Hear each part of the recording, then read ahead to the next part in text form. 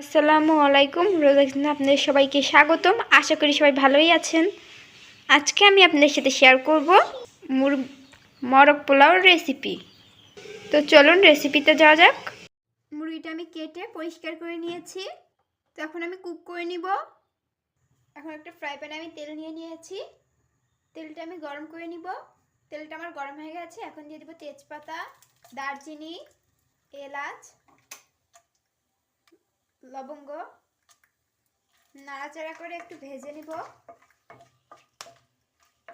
এখন দিয়ে দেবো পেস্ট 1 কাপ, রসুন পেস্ট 1/2 কাপ, জিরা পেস্ট 3 টেবিল চামচ, আদা পেস্ট 3 টেবিল চামচ, লাল মরিচ পেস্ট 4 টেবিল চামচ।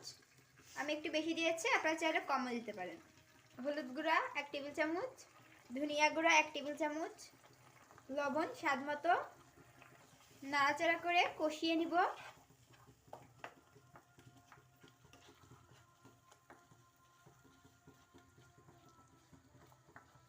মশলাটা আমার কষানো হয়ে গেছে। এখন আমি মাংসগুলো দিয়ে দিব।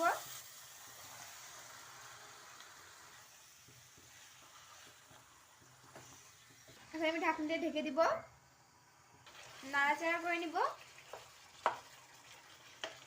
আবার আমি ঢাকনা দিয়ে ঢেকে দিব। মাংসটা আমার কষানো হয়ে গেছে। আলু দিয়ে আর একটু মাংসটা আমি কষিয়ে নিব, নাড়াচাড়া করে নিব।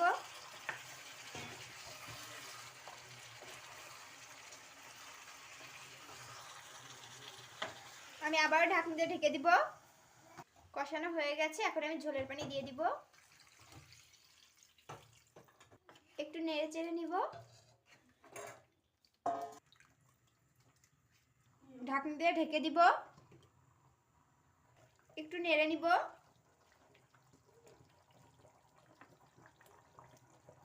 একটু নেড়ে নিব।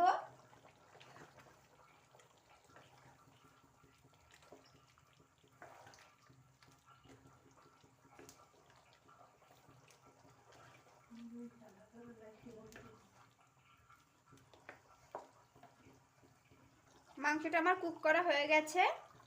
এখন আমি তুলে নিব। এরপরে আমি পোলাওটা কুক করে নিব। পোলাওর জন্য আমি বেরেস্তাগুলো ভেজে নিব, নাড়াচাড়া করে নিব।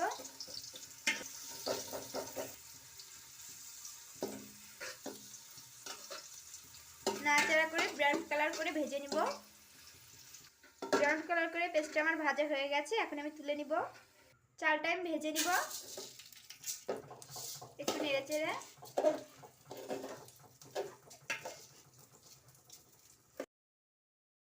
হয়ে গেছে।